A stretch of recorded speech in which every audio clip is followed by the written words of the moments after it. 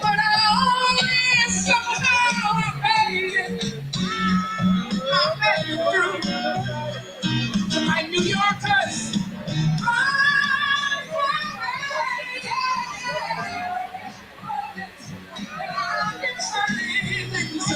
Thank you, thank you. There was a moment that I spent just loving you.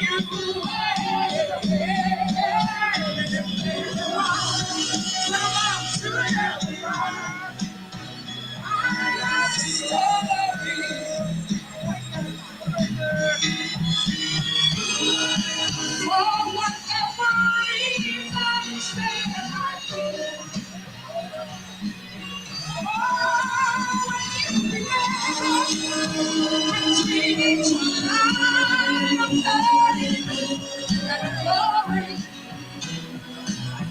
What's your best things that ever happened to me?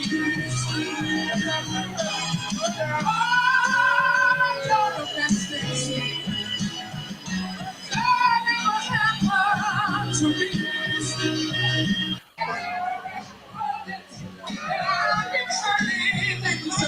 Thank you, thank you. There was a moment that I spent just loving you.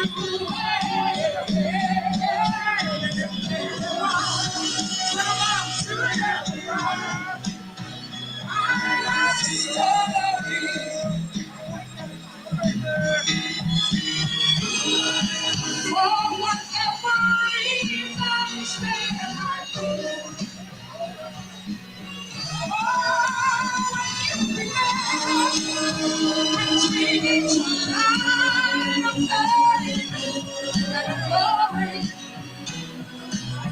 What's your best things that ever happened to me? Oh, you're the best thing that ever happened to me. I know you're the best thing that ever happened to me.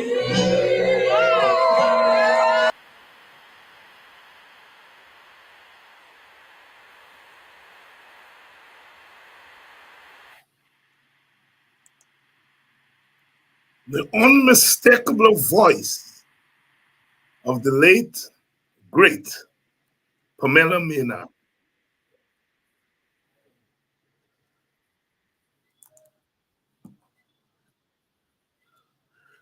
Good evening to you and welcome. Welcome to Politics 101. A little bit sentimental. You know, we Guyanese, we West Indians, we operated several levels at the same time. We do our politics, but we also can be sentimental. The best thing that ever happened to me, the best thing that ever happened to us. Pamela Maynard, one of the great talents to have come out of our Guyana, one of our greatest gifts to Guyana, to the world, to our Caribbean. Gone too soon, but you can't miss that voice. Good evening to all of you. Good evening. I see my partner from Buxton, Bungs on the live tonight. And you know what amazes me? You know, you grow up in the village with people. You spend all your life with them and so on, you know, and you play cricket together, you hang out together, party together, drink together. And these are people who never talk politics, that don't talk politics.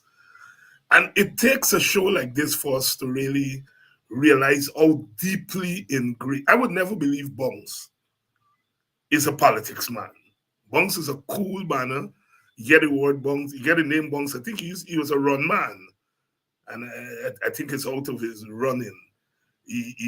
Athletics man, I mean by running, that he got a name Bongs. I must ask you the Bongs. But I would never believe Bunks is a politics man. I would never believe Bunks is a but you know, I mean, David, I say that thing about my friend Lynette Zephyr and others, you know. But it says how deeply our people feel about their circumstances, and that is why I always stand by our people. Stand by our people. Good evening, good evening to all of you, and welcome to Politics 101. We're having a big show tonight because one of your favorite people is going to be on. Um, Duncan. He's your favorite more than me because you always give bigger numbers than me. And I hope he bring the numbers with you tonight. But he's not coming alone, you know, because he's coming with a team. He's coming with a big team. So Sherrod is going to be here along with Joretta Fernandes and Ricky Ramsarup. We're going to be talking AFC politics tonight. As you know, Sherrod is running to be the leader of the AFC, and he's going to be talking about that. But you all know me. They got that good. You got that good. You all boxing people know we just struck it. You're by there, you're good you attack. People know, you know. Good evening to all of you. Tonight I join with the Booker family again, the Gentle family. The Booker, Dennis Booker, and them just buried their mother. 2 weeks ago, I think, 3 weeks ago, 4 weeks ago, I think, they buried their mother. And the mother's sister, Auntie Sheena, died yesterday.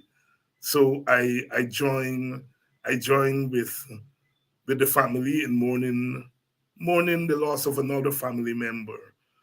You know, Congo people say Congo Creole, one by one, see them a go away, one by one. Congo Creole, one by one, see them a go away, one by one by one. My condolences, cousin Sheena.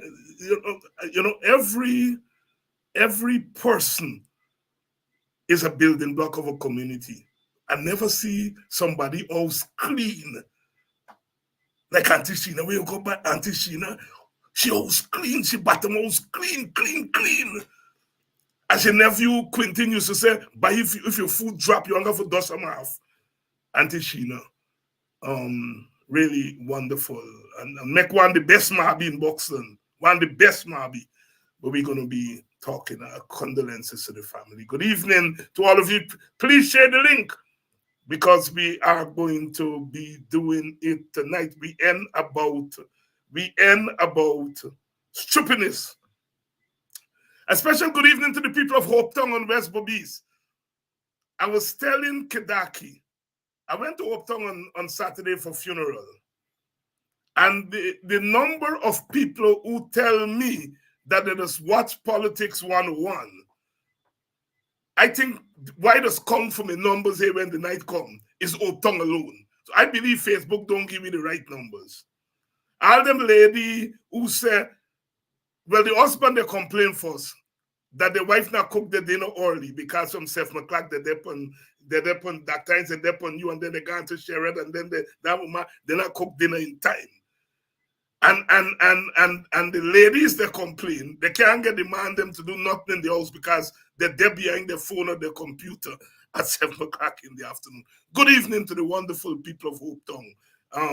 It was such a pleasure to spend time with you all, and it restores my faith always. If it needs restoration, it restores my faith in our people. That those of us who are political people, we sometimes say, people aren't paying attention. You know, sometimes good people will say, I don't know what Guyanese people, if those people, I imagine there were about 600 people at that funeral. If they are a snapshot of the interest that is paid in our politics, I am ready to go down the road. I ain't giving up. I ain't studying no retirement because our people are tuned in. Good evening to all of you, and welcome to Politics 101. Sheriff Duncan is here, and he work with enforcement. He ain't come alone. I don't know whether he think I gonna take advantage of me, but he ain't come alone. He work, and he don't work with old people like me. He work with young people. He work with young people. I love to see young people. So let's go. Let's get ready. Sir Sherrod, good evening. A very good evening, Dr. Hinds, and it's a privilege to be on Politics 101. You Thanks bet, for my having me. brother. You bet. And I say you work with enforcement. You want to take Because it? when you're dealing with Buxton people, you better come with enforcement. They're bad. They stop train. And Better they come get with trained for enforcement. stop. They get trained for stop now. They're gonna look for stop airplane and all kind of thing now. But Dr. Hinds, it has always been a team effort for us in the Alliance for Change. And it has been a team effort up to this point, and we don't want that to change. Thank you very much, Joretta. Good evening. I think I was on a program with you a few months ago, and I left that program saying I am reassured that I can pass the baton on because I can't remember what the issue we were discussing, but you were quite eloquent. Teacher George said, "You're a girl that she mouth sweet, sweet, sweet, sweet, sweet. You know them water come out from your mouth like when butter I run out from hot frying pan." You know, I only speak the truth. I only speak the truth, Dr. Hinds. Happy to represent it. Thank you very much. And Ricky Ramsarup, thank you for making your debut, coming on to Politics 101 for the first time. Good evening, sir. Good evening to you, Dr. Hinds, and I'm very happy and privileged to be here with you. Camera just pushed. Y'all gotta be on Politics 101, 101. So finally we're here. Because he knows, Dr. Hinds, if you could make it on Politics 101, you can make it anyway. Anyway. Endorse. All right. Well, let me go. What I said? On the mark. Get set. Get ready. You know, look, I come from where you come from, where Ricky come from, where Joretta come from. We come from the bowels of the poor and the power in society. We didn't born with silver spoon and gold spoon in the mouth and so on. And I always say when people who come from the working poor, from the bowels of the working poor, dare to say, I think I could be the leader of a major political party. It calls for plenty courage. It calls for a lot of courage. I don't think that I have that courage. Sometimes I doubt myself because I say, why you bother, you know? And so I really have an admiration for people like yourself and Joretta and Ricky who have said, look, I'm putting myself forward. Let me ask you this, and then Joretta and Ricky can answer too. What going you head? You say you deleted the AFC. Talk to me, man. Talk to me. Excellent question. It kind of emerged as a natural step. You know, we learned very early that leaders must work themselves out of a job, and it kind of came as a natural step. You picking up so much of the weight, carrying so much of the fight. Dr. Hinds, I'm privileged to be out here every day, like you, like Mark, like Rickford, carrying this fight. You know, we've been blocked off at so many other places where our voices can be amplified, where our voices can be heard. And we kind of had to create a space where Guyanese still get valid, credible information. And I'm happy that your program is one of those places that they get that kind of information from.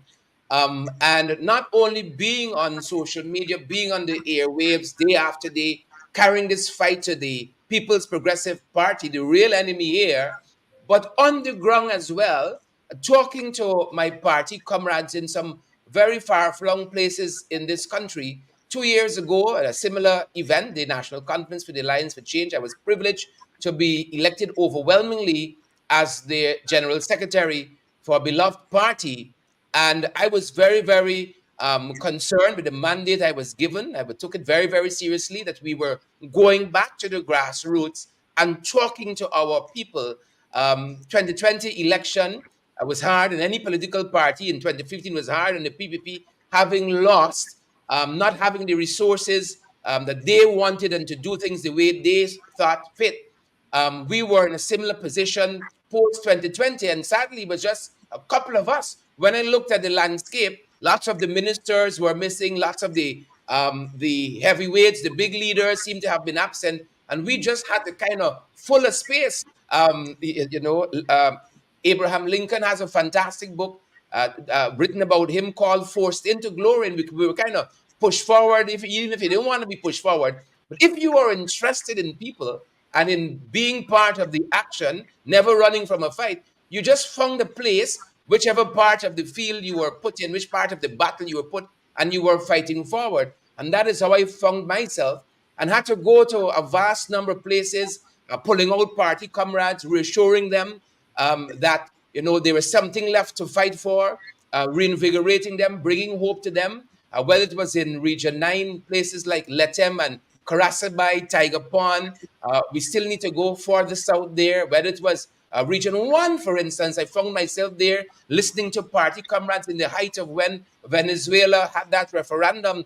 Just last year in Mabaruma, I was there on the border at Imbatero talking with Guyanese, not only party members, reassuring them that we got to stick together and all of us are in this fight. I was privileged to be at Barabina there in Region 1 as well. Yarakita has another border with Venezuela. So traversing this country, talking with ordinary citizens, talking with party members, I kept hearing all the time, Sherrod, we don't see anybody on the horizon. Why not you?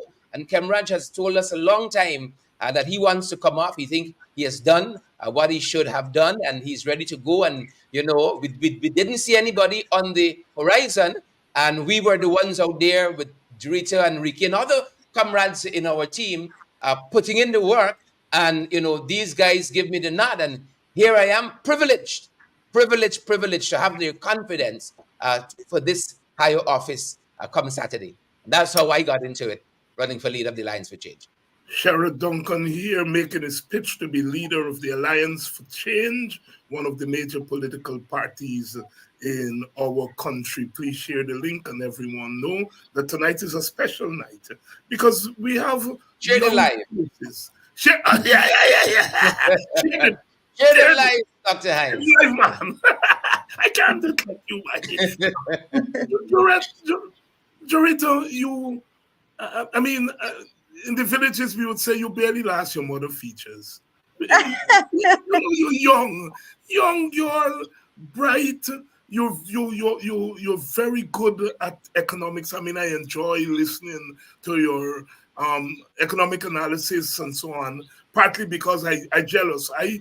As an undergraduate, I wanted to study economics at UG when I get in there, and I had to do a course called econometrics. Oh, Jesus. That's it. That thing walked me belly. Me, let me go back to political science. I'm done with economics. Later on, I had to do some economics course, by the time I got to the master's level. But it takes courage to study something like economics. You could go into academia, you could go into the private sector world and so on. But you choose politics. Tell us why. It's strange enough, Dr. Hinds, when you just spoke about econometrics, the person's listening, that is actually economic statistics. So it's very complex as it sounds. Some people get away from stats, some people get away from economics, and there you have a mixture, econometrics. So I did go into, I did my sixth form at Queen's College, and that's where I found a love for the economics. But then when I was done with my degree, my bachelor's degree, and I decided that I'm going to take a step into politics, I went ahead and I did my master's in public administration, because I said I have to know what I'm going into. I have to read the literature before I could even take that step into it. So before I even put my feet into politics that much, I was already read in that regard. But one of the things I have to say is that a lot of times a person say, oh, these young people and these young people, we're not so young, Dr. Hines, believe it or not. Compare with people like me. Be doing a comparative story, No, but I compare want, with those of us who people the higher echelons of politics. It's big people like myself, yeah? And so you but all are young, comparatively speaking. But the Alliance for Change, Dr. Hines, I want to make this point, right? Because the Alliance for Change, I think Raphael Trotman was 2 years older than me when he joined with Cameron Ramsey and formed the Alliance for Change. He was just 2 years older than me, and he was actually even younger than Sherrod when he started the Alliance for Change. So when you look at those backgrounds, you understand the dynamics of where we're coming from. And I think in addition to that, I think I have the pleasure of being on board with team with Sherrod and Ricky, because we've all had the opportunity also to work our way up the political ladder, because we all went through the local government system and all of those things. And I want to say further, a lot of times persons see us out there, they don't know how long we've actually been into politics for. Like myself, I joined the Alliance for Change back in June of 2011. Moses Nagamutu joined the Alliance for Change in October of 2011. He actually joined the party after I did. But Dr. Hines, there's a difference when you have the clout of being present and in the media and so forth. Your application gets put to the top. And person like myself, we have to work our way from the bottom of the pile until our name and face is actually known out there. But there's a tremendous value that comes with that experience, because you get an opportunity to work with the working poor, like you just said it. And I always believe that I cannot expect an upper middle class person that has never a day struggled to make policies that is going to best suit the interests of the working poor. And in that regard, that is where I say we have to demand our seat at this table, because you have to walk it to actually know it. The majority of Guyanese right about now are in situations that the majority of leaders don't understand, and that's just the reality out there. So we have to find a mixture in which we balance it. I believe when we balance ethnicity and when we balance youth and gender and all of those things, we forget to balance social classes in the mix, and that is very important. And hence my push to actually have a seat at the decision making table to represent those persons. Jurita Finance here of the Alliance for Change.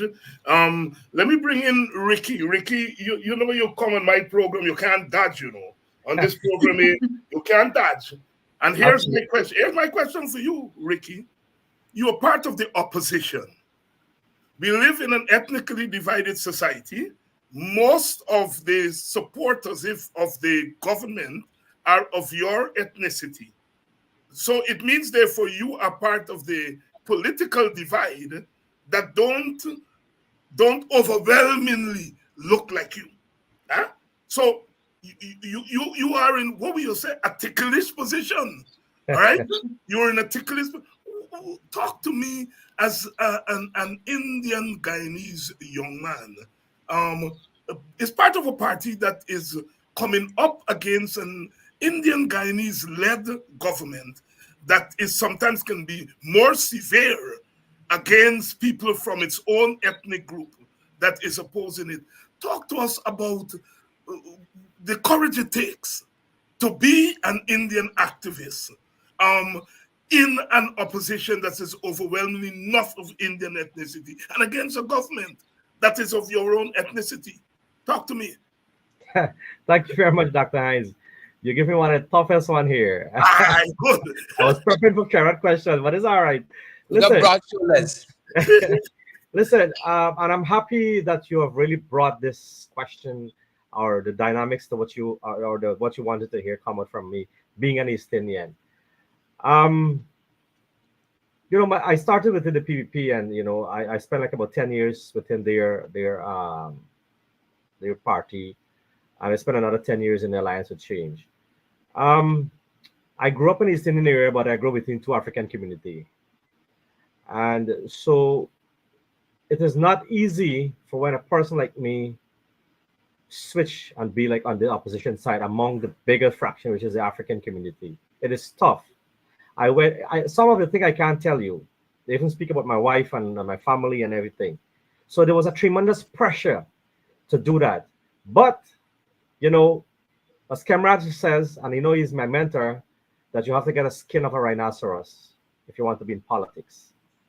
And I've learned that over the years, and he's teaching and banging and he accosts you, and this is it here. And it is not an easy road, Dr. Hinds, that you come as an East Indian coming up in this side of the divide. But I want to say something tonight to all of you and everyone that's listening, all your viewers, that I'm proud to be on this side of the oppositions, because I'm sure, and within me growing up, I doesn't know what's the difference between race. We always know there's 6 races living in Guyana. That is what I learned. And I don't have color. I don't have what you call it, upper class, lower class, or middle class. I grew very poor, and I very like when you started the program that we all come from a very poor background. I come very poor. I'm telling you, very poor. Um, Wearing patch pants to go to school, know what is salt and rice. You understand? That is where I came from. And when you came from the background and come into this arena, you know, I always learned that education is always a key to success. You know, and I keep fighting and fighting and fighting. You know, I used to conduct bus to go to UG, you know, sell at the markets to get money to go to university, and we keep the fight. And when you're seeing unfairness in our country, when you see unfairness, unequal distribution of resources, and you're seeing that poor people are still under suppression, it gives you that drive, Dr. Hinds, that you know what, we can make a difference. And we have to make the difference. When I see and listen and see that people now, some people can afford 2 meals per day. When I see that people are being treated, old people are being treated with disrespect, pensioners. We got abundance of resources now. And when I see that we are going in that line and we are still below the poverty level, our poverty level is high, just above climbing over 50%. It drives you, Mr. Dr. Hinds. You understand? So the fight of being an East Indian on the opposition side and the fight among this thing, it is for the same cause. It's for our Guyanese people. It's for the poorer class. There are a lot of East Indians there who will not come out and speak. They know it in the heart that they have to speak, but they don't do it because every time they come out to speak, they were victimized about the same people in the community. PVP doesn't have a passport for East Indian or transport. That is what I can say. And every person here needs to speak out, because end of the day, we as citizens of this country is putting the politicians in office to work for us. And they need to understand that. And every time and every opportunity we have, we will speak to them to ensure they understand the role in the country. So, Dr. Hinds, it is not an easy road to be on this side. It is a tough, but you know, the most important thing for me and the hardest one was for my family to understand that the cost that they were getting. And you know, it's I think when we reach one-on-one, I will tell you the costs that we receive. I can't say it on the program. It's very hurtful and it's very distasteful. Dr. Hinds, yes, go ahead. I was only going to say that I think one of the broader things that Ricky raised there is that in politics, and I'm happy that Ricky is with us and has dedicated himself with us and works tremendously hard in our party as our vice chair, that diversity for us is such a key part of the foundation of the Alliance for Change, on which it is built, as a matter of fact, and that we have to ensure a very broad ethnic and gender representation. We have to ensure that it must be done with a very, very conscious effort, and that is why, on the basis of which this very party was formed. We are fortunate in that Jorita, Ricky, and I didn't have to work to kind of force it. We just kind of gelled together immediately and started working together over a number of years and kind of understand how each other think and just get the work done. But diversity has to continue to be what we push for in this country if we're going to break the back of racism in this country. And we have to encourage it in every sphere of life and also our political organization. I just want to underscore that with the question you asked, Ricky. Thank you very much, Sharon. And I'm going to come back to you in a minute, but I want to get from these two members of your party, Jorita.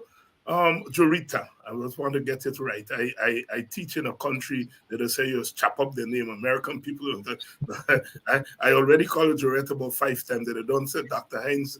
That's not my name. Jorita, clearly Sherrod is not the only nominee for leader of the AFC.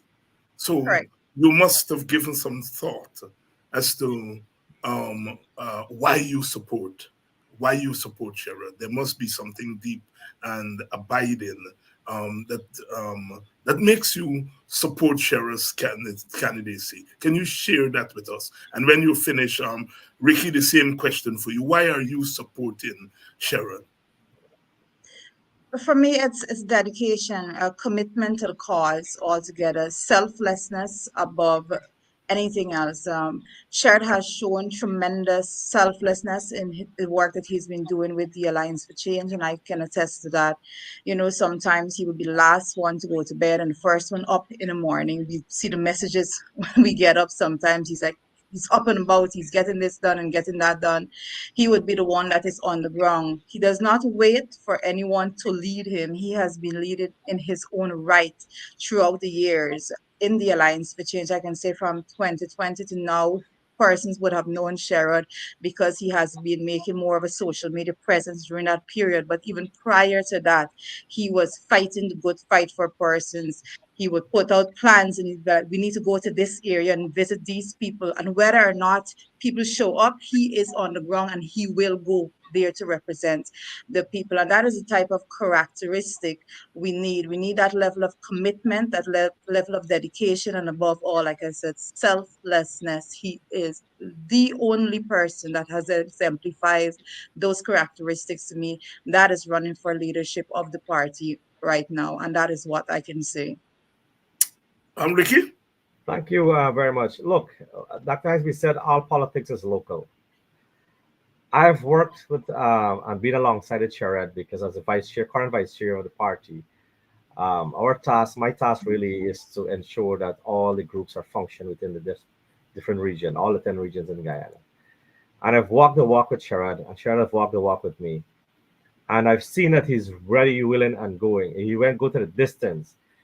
He will go, he will say, pick up the phone and say, hey, let's go this tomorrow in the space of 1 hour. So he's a person who is always ready to walk the dreams.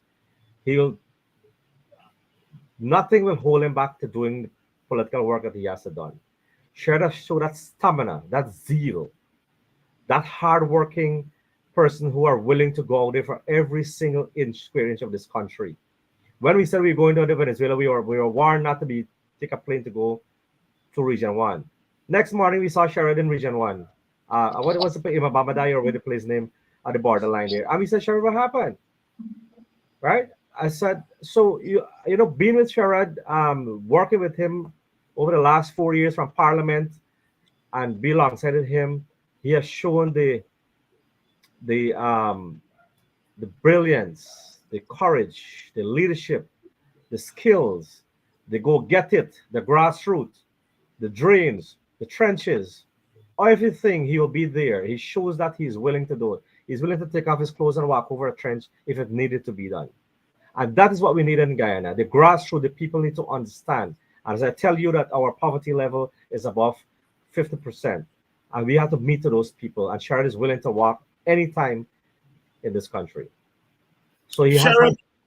Sorry, I thought you were finished. Sorry, Ricky. Go ahead. Finish. No, I said that's why he will have my support. And I think he's the best fit for the candidate to lead the Alliance for Change. Because our politics there is local. We're not talking about national politics here. We're talking about internal party politics. And I think he's ready and fit and proper. Sharon, Guyana is a change place. Depends on where you're sitting politically, you will describe that change differently. But no one can deny that in becoming a petro state, it's not the Guyana that we knew 10 years ago. And I have said that each political party, old, not so old, new, not so new, has to adjust itself to the change Guyana. And so you are running for leader at a critical time in our country's history. We are faced with the unknown, and the unknown comes with challenges, enormous challenges. Tell this audience, what is it that you bring that is unique to the leadership of the AFC? And we have to say, by extension, the leadership of the country. Because another thing about the Change Guyana is that we are into an era of coalition politics. Never mind what the PPP may say. We are into an era of coalition politics. And so, in running for the leadership of the FC, you're really, in a sense, running for the leadership of your country, whether it's be the top leader or the second or third or fourth.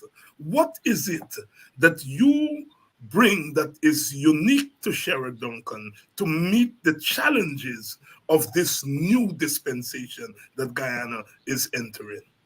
Thank you very much, Dr. Hinds, and I want to thank my colleagues for their very kind words. I think we all know that we hold each other in very high esteem and very high regard, but to hear them articulate it is very very touching for me. So I want to thank them for their very very kind words and their continued support, and they know that they have my support as well. And the brightest day and the darkest night, that we can depend on each other, and that's a rare thing in this country. Dr. Hinds, I'm running for leader of the Alliance for Change because I certainly believe that I could make a difference in the direction of this party. I've seen too many leaders grow cold and grow quiet in the face of the adversity that we face. And you are so right to say that we are more wealthy than we've ever been in our nation's history, given the advent of oil and very shortly gas as well. And that has to mean something for all of us. And I asked almost on a daily basis, what's in that for us as Guyanese? We're pumping a lot of oil, but we're not feeling it at all. We're not feeling the effect of that money in our pockets. And that is what we're out here fighting for. That is why I not only believe in the Alliance for Change, but I'm a coalition man in my thinking as well. I'm 120%, 150% coalition. And I believe in that with all my heart, my soul, and my sinews, that we have to fashion a party that almost becomes the tip of the spear in the fight against the People's Progressive Party, Civic. And I dare say again, those are our real enemies here. I'm very, very clear in my thinking and fighting for the principles in which I believe. And it serves as motivation for me when you're facing your adversity, you're facing your adversaries.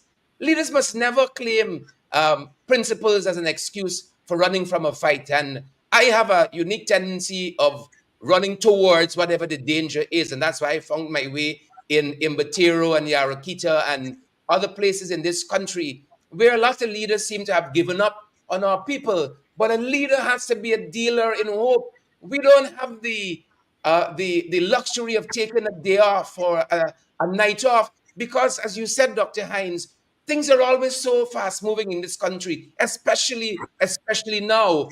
Yesterday was Hillfoot, tomorrow is Success. The next day is someplace else. Over the weekend, I got calls to go to Region 6 because there was flooding there, and the folks have been talking to the authorities and they're not seeming to get any response. So we're going to have to now go and name and shame. Over the weekend, I was called to flooding happening at Peters Hall. I don't know why people call me, why they don't call other leaders out here who are vying for high office too. But I'm happy in a sense that they call me because I want to respond. And I believe that is what sets me apart from other leaders in this fight here, that I sleep and dream about advancing the issues of our people out there. Read Starbuck News just today, every Monday, talking about how the cost of living treating people.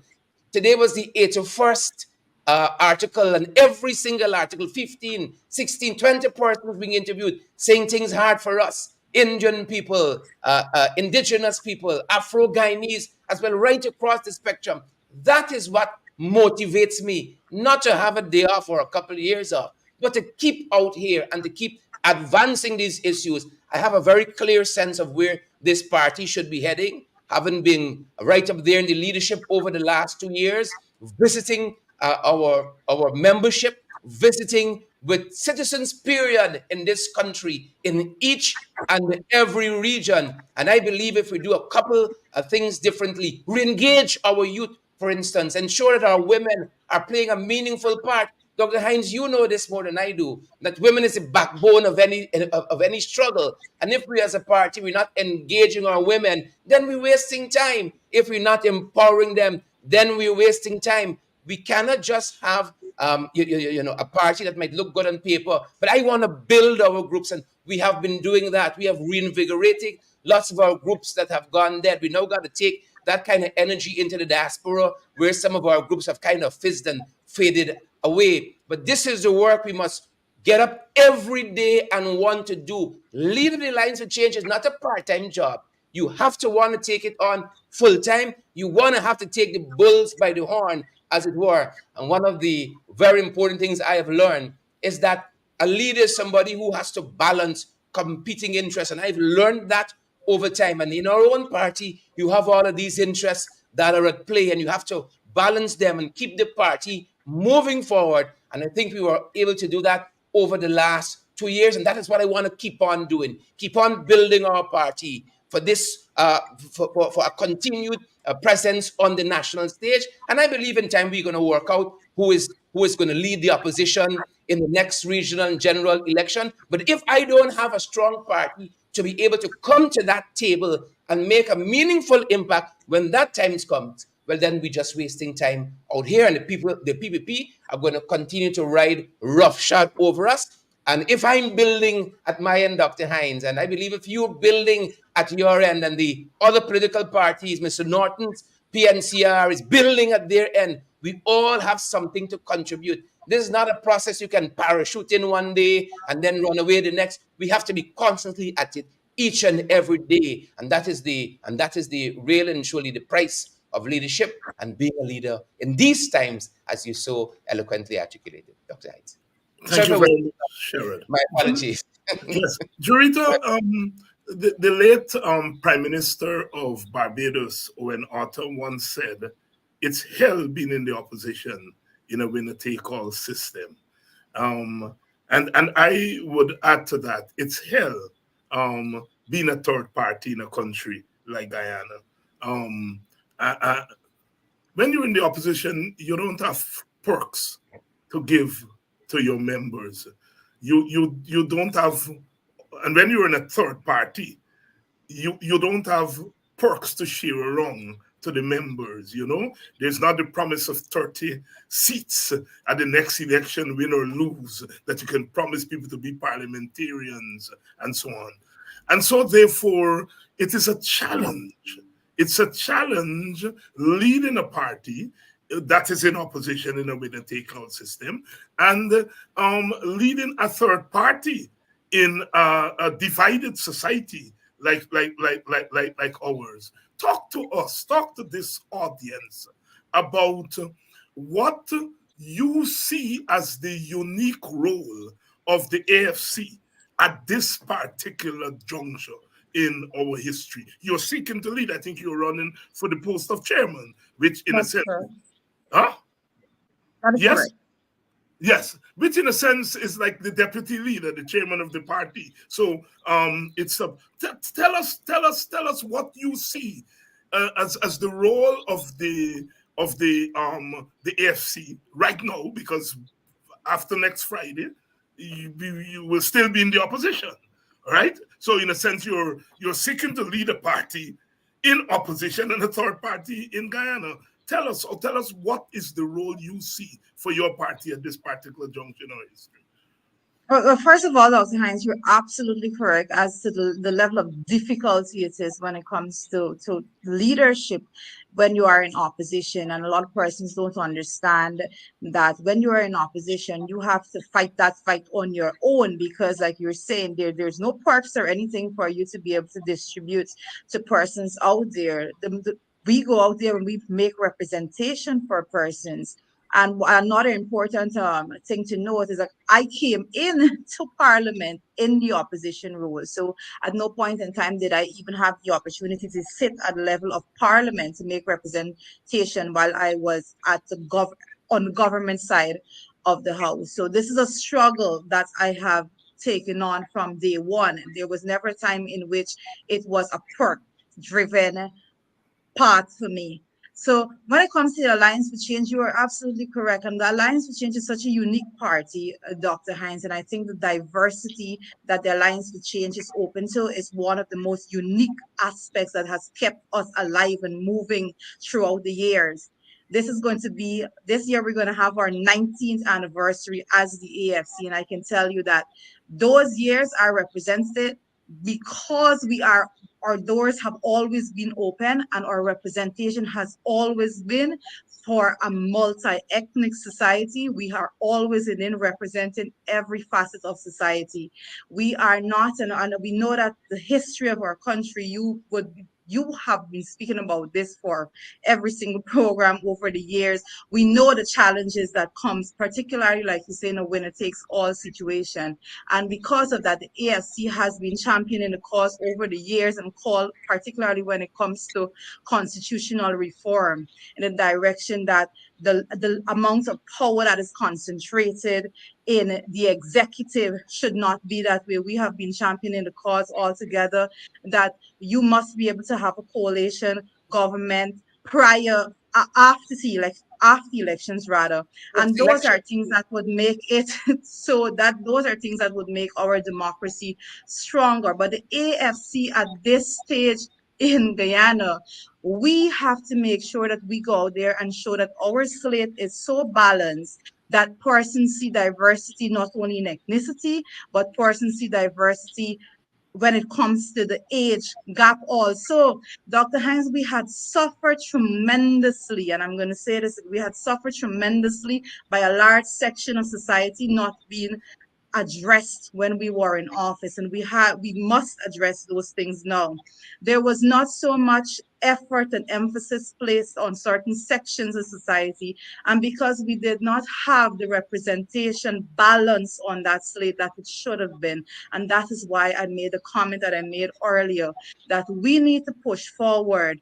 The Alliance for Change needs to push forward right now to have such a balanced slate of representation. I can't speak for you. I cannot speak for another ethnicity. I cannot speak for another gender.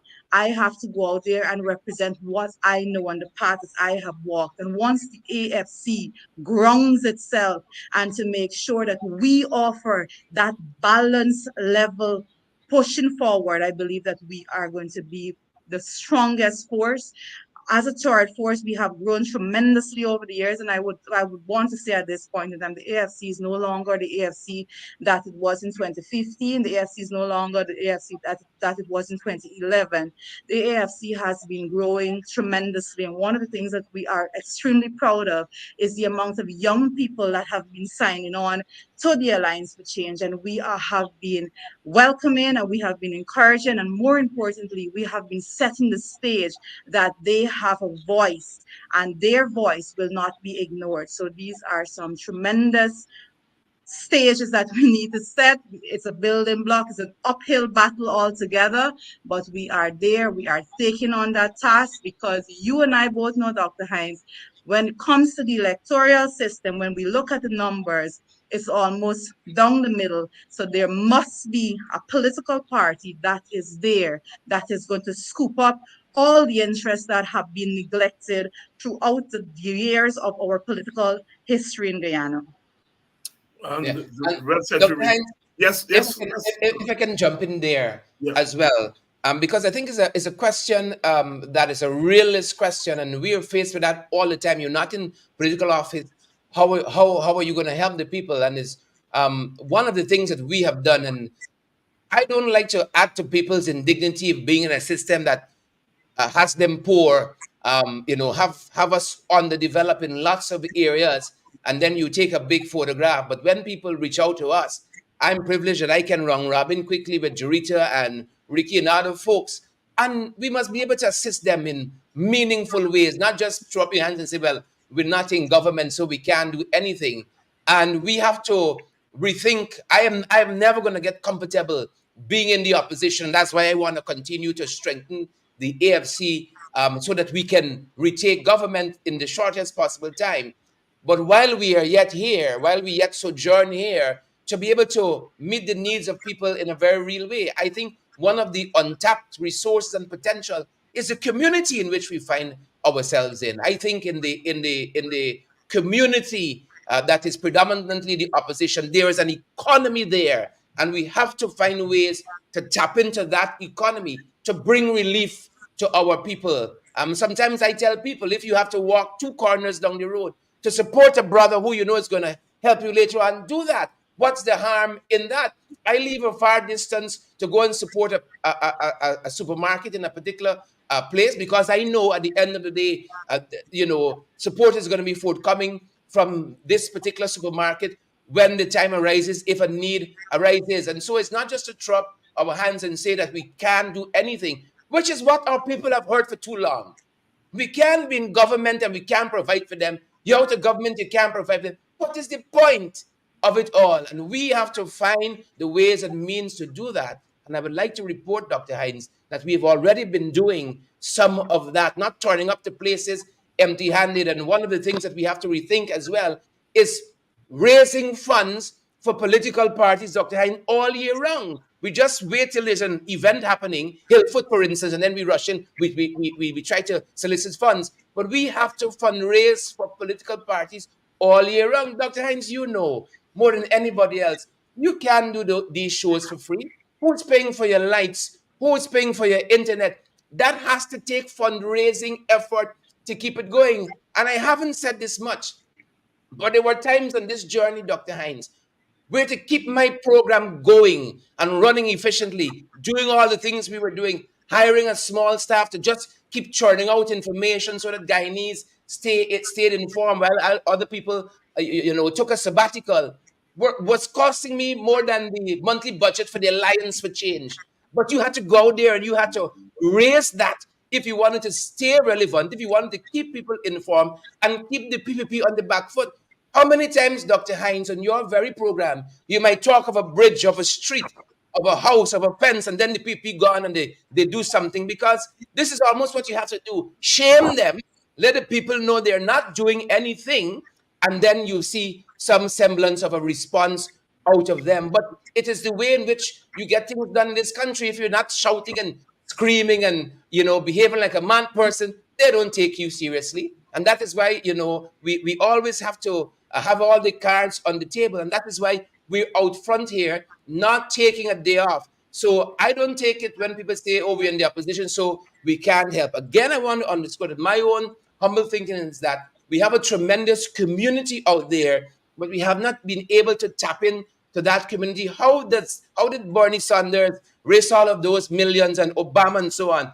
We want a one donation as a $10 million, as against a $10 million $5 donations. And we really got to rethink a lot of this struggle and how we're gonna move forward in the efforts that we have collectively and even as an individual party.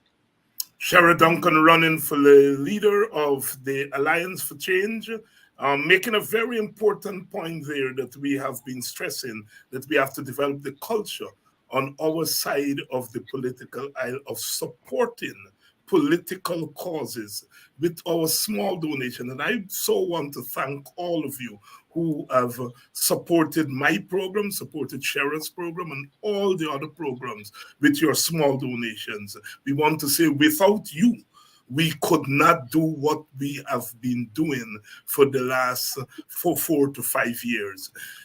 Ricky, I come to you with another difficult question. I'm sorry. I apologize in advance.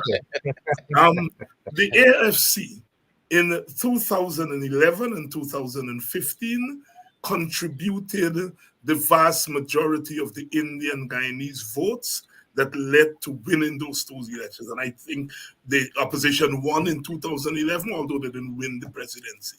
And in 2015, they won. And the AFC was instrumental in bringing that portion of votes from the Indian Guyanese community that made a tremendous difference.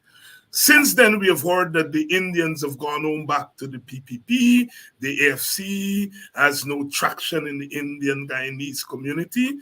And so I want you to make a liar of them tonight. Is it true that the Indian Guyanese vote has gone away from the AFC. What is the AFC doing in terms of mobilization in the Indian Guyanese community, and what does Team Duncan intend to do a little bit different or a lot different from preceding leaders in the AFC to really organize that community? And be frank with you, Indian people meet me sometimes and say that times I like how you you talk for me. But if I go into Indian Guyanese community, I might put them in more trouble than they're in, because you the Indian Guyanese community you're seen associated with David Hinds, that racist is trouble, right? So I am advancing that there are certain leaders like yourself who are best poised to organize in that community, because I do agree that community should not be ignored, and that community is pivotal in contributing to the renaissance of our country. Ricky Ramsarup, what is the AFC doing in the Indian Guyanese community as far as mobilization is concerned? And what does Team Duncan, that you are an essential part of, intends to do more of going forward? Thank you very much, and thank you for the tough questions again. No, it's not a tough question, Dr. Hinds, because we are doing the work. And I will give you 3 examples where we are doing it. All right, so bear with me. Look, the East, before you know why I late to your program? You want me to be honest with you?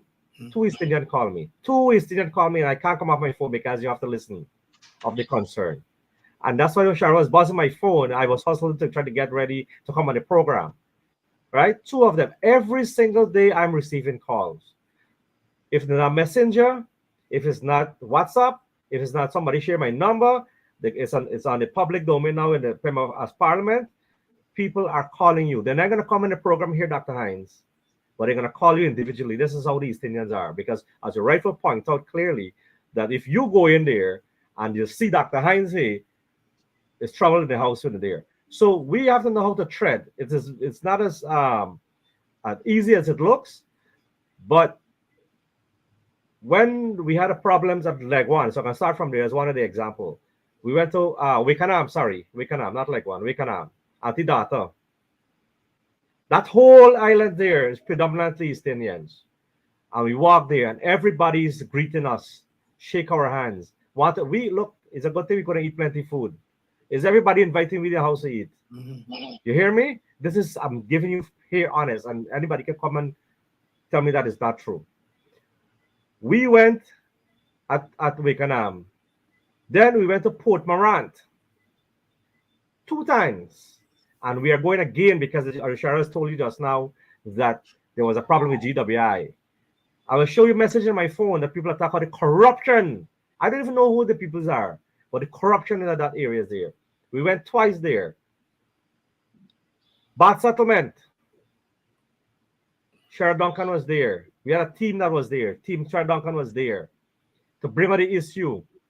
We have held our national executive meeting in Region 6, and the people showed up at our meeting. Now we had to let them sit down. I'll give you a 4th one. Kanji. You remember they had a protest there with the sugar workers and a lack of 17 of them. Cameron is doing pro bono for like about 17 or 18 of them. You know what I say? I'll be put them there. We can take them out. Mr. Ramjatan, we know the politics that they're playing.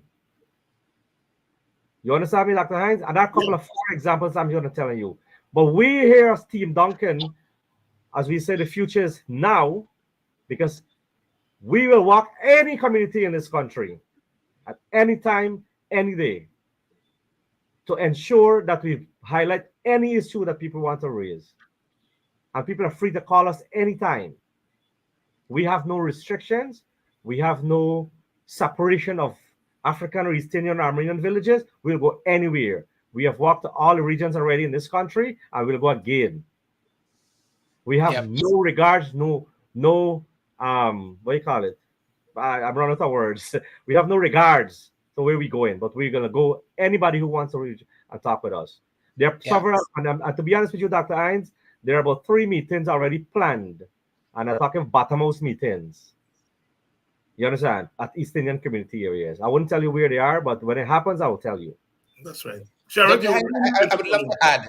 I would love yes. to add to what Ricky said. I think part of the strategy has to be in empowering folks like Ricky Ramsarup to speak to his community. I think that has to be first and foremost. Too many times we believe that the answers only resides in us as leaders, and I might be Afro Guyanese, and so I have to go. I have to go. But I think we gotta empower strong leaders like Ricky to go back and speak to his community and carry that message of hope to them and what we intend to do when given the next opportunity. We've had the privilege of traveling to lots of places when called upon. I don't know sometimes how people get my number in particular. I've gone to, for instance, Parika, Sidam, where lots of people live in adverse conditions out there, almost on the front line of the ocean. In some terrible, terrible circumstances, people call you to say, look, the injustice, what's happening here. Riverfront now, as you know, Dr. Hinds, is hot, hot commodity, hot, hot real estate. People want to build shore bases because oil and gas is here with us. And so they don't mind where they dislocate people. So persons call and I went there, and persons call from Washington Housing Scheme close by, and you have to go there. The point I want to make, um, in addition to having authentic voices like Ricky, who people see and understand and identify with so uniquely in different communities across this country, we have to show up as leaders. And again, I want to harken back to the fact that we don't have the luxury of taking a day off or a couple of years or anything like that. We have to continually show up. And let us not assume that because somebody's living in a village that we see traditionally voting for the PPP, that they are PPP. Or the other stereotype is that once you are East Indian, you are somehow PPP for some reason. We must come away from that. And the other notion is once you're East Indian, you're going to vote for PPP. So don't even bother for reach out to them or so on. If people are calling on us as leaders, we have to show up. When we go there, we don't ask who you're voting for, right? We're hoping that by our works and by our efforts, you are led to come in the direction where we are. But that is something that we discuss later on. If people say, come, we go. When the folks at Bat Settlement called us recently, we didn't say, well, y'all is PP people. Why y'all ain't calling them? We were there listening to their issues. And I'd be happy to say, Dr. Hinds, I don't want to say too much on that. But even that simple intervention in Bat Settlement quite recently is bearing fruit. We had one of our national conferences in Rhodes Hall quite recently, and that was strategically done, Dr. Hinds. A lamp set on a hill cannot be hidden, and we have to not just give up on these communities and say, well, Rhodes Hall is PPP or Kanji or the quarantine period. But we have to stake a claim in those communities as well. I want to see an office back in Bath. We used to have one there. I want to see more representation in those regions. We have a hard-working council in Region 6, for instance. Derek Bazio, I want to empower Derek even more to go out there and to do that work even in a greater degree than he's already doing. Sebastian Orilal, also on the quarantine, doing fantastic work, and other leaders, as I said, folks who are from a particular community. I believe they are perfectly poised to speak to that community in an even more convincing way that I can if I try to go there. And that is why we have to really and truly rethink lots of what we're doing. So I believe authentic voices speaking to these communities is very important. Showing up also is very, very important. When persons reach out to you and not having any preconceived notions in our head, and there are lots of other things that we could be doing to really and truly bring our folks back to us. I know, for instance, that in Region 6, they give the Alliance for Change in 2011, was it? The largest voting bloc was about 13,000 people in Region 6 alone, Dr. Hinds, who said yes to the Alliance for Change. We have to go back and not only reassert ourselves there, but advance in even greater ways how we could win more. I don't just want to say East Indian as though we too have some title on them, but win more of our Guyanese communities to our cause, whether it's Rose Hall or on the quarantine or any other place in this country. We must every day wake up and want to fight, not just assume, not just be anointed, not just want to parachute in, but every single day we must wake up and have this fire in our belly to go out there and contend with the people in any community in this country. And that is our birthright. And that is why we are running for Leaders of the Alliance for Change. Yeah, and I want to add, Dr. Hinds, because this is a very important topic that you raise here, and I think one of the things that we need to first acknowledge is if it is and understand really is that not because the PPP is in office mean that East Indian brothers and sisters are being well taken care of. And I think that's the first thing. There's this notion that, oh, only a certain set of people are being taken over, or if the PPP is in office, then only Indian people are being taken care of. I can tell you, and you spoke of the working poor before. If you travel, anyone that travels the length and breadth of this country would see poverty in every single region. You will see poverty in every single ethnic group in this country.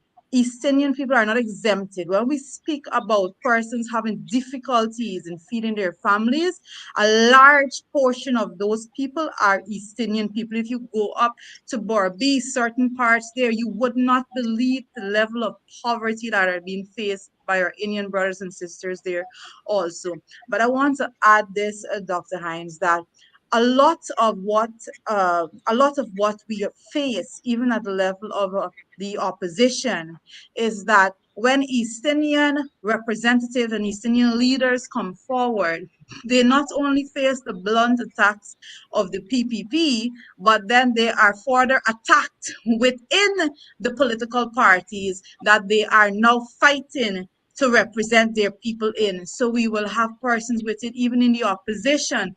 You can go out on social media and see on those platforms brutal attacks at Indian leaders. So we really need to reassess ourselves as a people when we are looking at political offices, because we are not going to go anywhere as the opposition. We are never going to go into the seat of government if we don't first acknowledge those failures that we have, work towards it, stamp it out, and move forward. We have to unite the voices of the Guyanese people. This is our charge. This is our duty at this point in time. And those things, because you did say that we're speaking blunt, so those are some blunt facts that we definitely need to address as we move forward to build this country and to represent every section of society. Yep. And I want to underscore very quick, Doc, what Rita said there about all of us in this boat together, and suffering. I did say early on that Sabbath News publishes this article every Monday. Maniram Bridge-Mohan, they focused on farm on the East Bank just today. Maniram Bridge-Mohan says the cost of living affecting her. Shanta Budram said the cost of living affecting her, and photographs are in this article too. Lachman Ricky Ram, Agnes Singh, Zarina Singh, Jairam Lal, Anita Lala, all of them saying the cost of living, the commerce in the marketplace, very, very high. And that's their cry there, That's their cry for something different, Dr. Hinds. That they cry for something different. And before I ask Shara the other question, I want to say our lineup this week. Tomorrow night we're expecting Roysdale Ford. Wednesday night we're expecting Amanzo Walton Desir. Thursday night we're expecting Aubrey Norton. And the reason I have this lineup for the political parties that are having their Congress this weekend, because I want to set an example. I'm from the WPA, you all know that, all right? But my outlook on politics is that we all in this thing together and we all got bailed out together. All right. And I am not afraid to open my platform to all opposition. I'm opening it to the PPP. Thank you, Doc. All right. Thank you, Doc. And so this week, I am concentrating on those who are running for Congress. Mr. Nigel Hughes's candidacy came in very late, and so I've not been able to schedule him for this week. But I may well squeeze him in on Friday. I'm trying to work out something for Friday, because I know the AFC conference is on Saturday. Sherrod, the AFC is really an alliance, as it says. The three founding members of the AFC came from the PPP, PNC, WPA. The AFC got into office as part of a coalition with the APNU. And I want to make very clear, the APNU is really, or was really, PNC and WPA. I'll tell the audience, forget about all the other stupidness you all hearing. I was part of the AFC. Is the WPA give the APNU the name? All right? So the coalition government was really PNC, AFC, WPA. Put aside all the fluff and all the other things you're talking about. All right? No. Sherrod, here's the question I'm asking you. Under Sherrod Duncan's leadership, is the AFC still committed to coalition politics? Yes. Yes, I think I did say it early on. I am personally committed to coalition politics, 150%. I think it's the only solution moving forward in this country that breaks the back of winner takes all, that winner takes all system. We are going to be trying in our own stead to build our party, taking nothing away from that. But I want to be part of a system that brings resources to our people. That is the purpose of a political party, to occupy the halls of power and to be able to help people across the divide, especially in this country here. And we've articulated, I think, in this program pretty well how Guyanese are hurting out there. As a matter of fact, we were re-engaging our coalition partners on a way forward about just under a month ago. And we decided, since we had these leadership contests in both parties on the horizon, that we would re-engage once these leadership contests are out of the way. But I believe very strongly that coalition politics is the way to go. Is the way to go. If we are seeing what's happening out there, Dr. Hinds, and as you've articulated on this very program here, you see all of the malice and the vindictiveness of this regime, the marginalization of our Guyanese people, then the option that we have and fastest route into government is by coalition. And the numbers, the data says that none of us can do it by itself. I need the WPA. The WPA needs us, and we need the People's National Congress reform and all our other brothers and sisters that are in this struggle together. And one of the things, as I close, Dr. Hinds, I want to say that we have every intention too of not only engaging our PNCR brothers and sisters, but also engaging very frontally the WPA and other like-minded individuals and groups and political parties such as yours. Dr. Hinds, you are from the party of Dr. Rodney, and we were talking about young people early on. I don't know, am I right? Dr. Rodney had his PhD at 22, or was it 24? 24. Blazing the trail.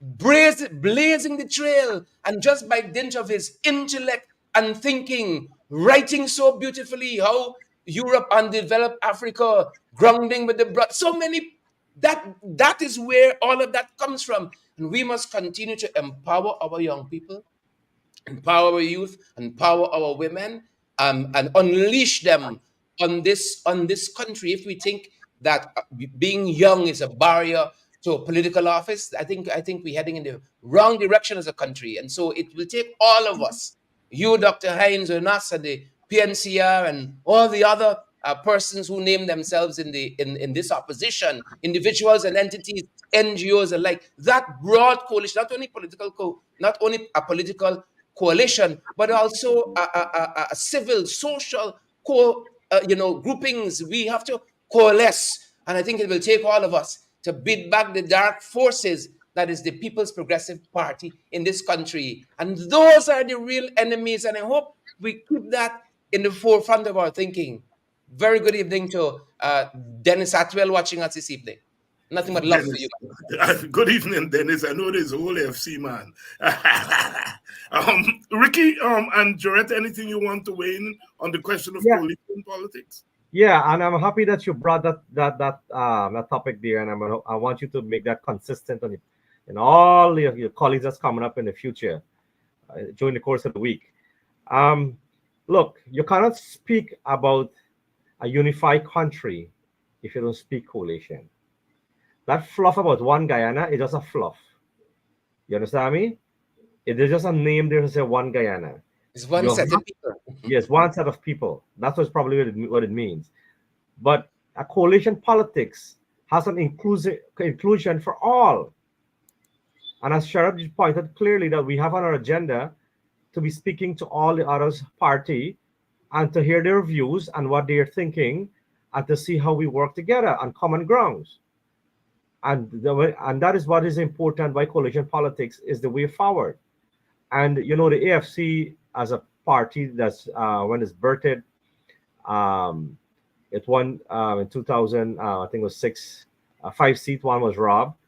By the time we win that one, there was the next election, and we had the law thing how it works, and then from 5 we went to 8, and then to 12. So as a party growing, I mean, it's not an easy road.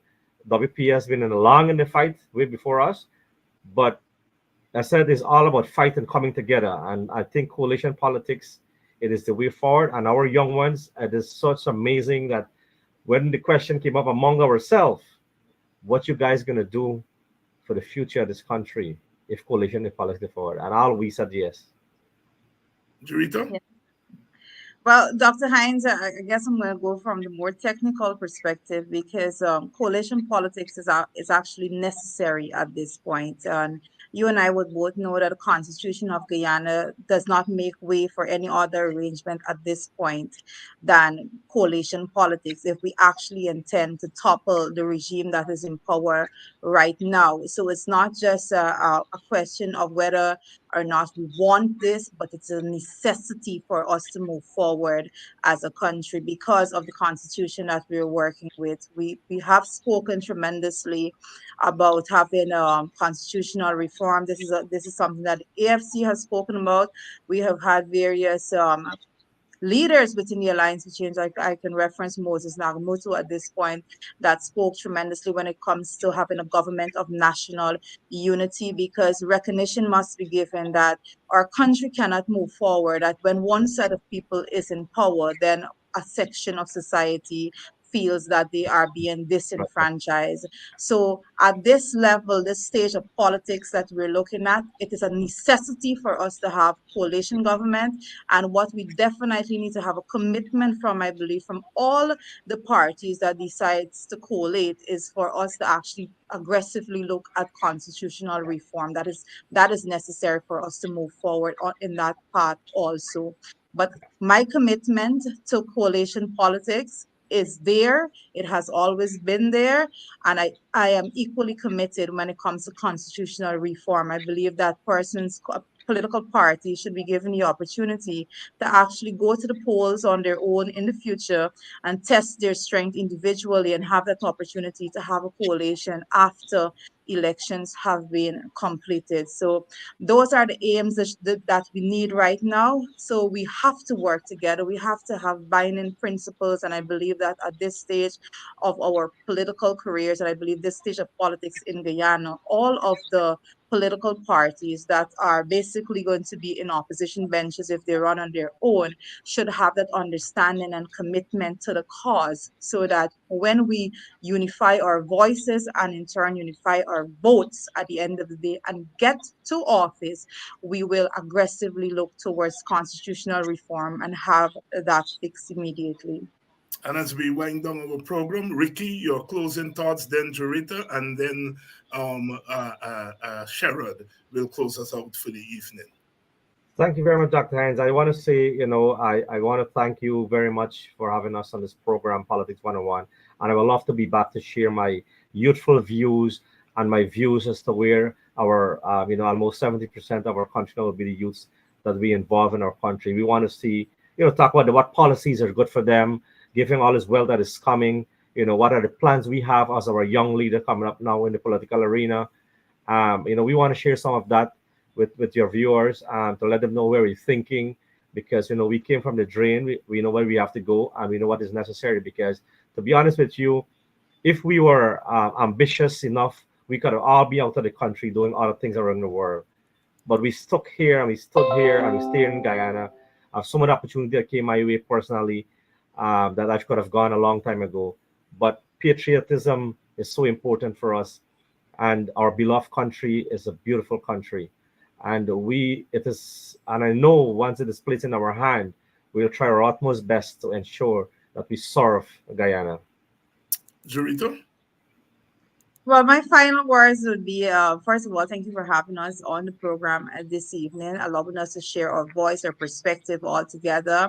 I know that our national conference is going to be this Saturday, and I want to say that we have been speaking to our delegates and we have been pushing forward for a diverse slate of representatives at the end of the conference because we believe not just based on our emotions or our personal thinking, but the data would have shown that Alliance for Change can only move forward in strength if we have that diverse slate being pushed forward, because the representation for the Alliance for Change to grow is definitely one that is necessary when it comes to diversity. Dr. Hinds, I would like to say that I reside complete confidence when it comes to Ricky Ramsroof in his post that he's running for the General Secretary of the Alliance of Change, and also in Mr. Duncan. I am extremely confident that he will be an extremely good leader to build this party forward. And I just want to publicly put it out there that I will not falter when it comes to the direction of support, because this is not about supporting individuals. This is about supporting party. This is about making sure that the party is being projected in the light that the people of Guyana needs to see it projected. At the end of the day, the Alliance for Change cannot come out and not have the representation that the people of Guyana wants to see within the party, because we will be not only doing ourselves this service at the level of the party, but we will be doing the country a disservice, and we will be harming the party moreover if we go in those directions. So those are my final thoughts. Over to you. Yeah. Sherrod, Dr. Hines, over to you. I am not running for president of Guyana. I'm not running for prime minister. Unfortunately, those are not my ambitions at the moment. I'm running for leader of the Alliance for Change. A National Conference 2024 is to elect a political leadership for the Alliance for Change, one that would represent the interests and principles of the Alliance for Change first and foremost. That is the first order of business and only order of business in the voting process, to be clear. And I understand that leaders have to fight for their principles. We can't just give up. We can't just quit, and we don't intend to. That fighting for your principle must serve as I said earlier on, as motivation when facing adversity or your adversaries. And leaders must never make the claim to principles as an excuse for running from a fight. We don't intend to run from any fight. The only running we will do is for these offices we've spoken about on this program this afternoon. And that is why we're in this fight. And that is why we believe that the delegates of National Conference 2024, they're going to do the right thing on Saturday. I have every confidence. And we harbor no ill will or no malice for anybody else running in this race. And we engage all our Alliance for Change brothers and sisters, first and foremost, out of that AFC love that is so unique in our party. And we wish every candidate running all the very, very best. Thanks, Dr. Hyde. Sherrod Duncan, running, as he says, for leader of the Alliance for Change, Rita Finance as chairman, and Ricky Ramsarup, general secretary. Sister, brothers, thank you all so much for coming here tonight and shining some light in this period of gloom, relative gloom in our country. It's always good to have the little light shining. Thank you all very Thank you. much. Thank Thank you, you very Dr. much. Hand. And to your audience, the watchword is always love. Without love, we're going nowhere. Love for ourselves, love your neighbor, love your sister, love your brother, because it's the way to go. We're not backing down, we're fighting until the bitter end. To the people of Hope Town, spent a few hours with you all. I love you all so much, and I'll be talking a little bit more of that, about that, as the week goes on. Tomorrow night, we're expecting Roysdale Ford. I hope he comes, because we need to hear from all those who are vying for the top leadership of their party. Good night, and you all be good, because we're not giving up this fight.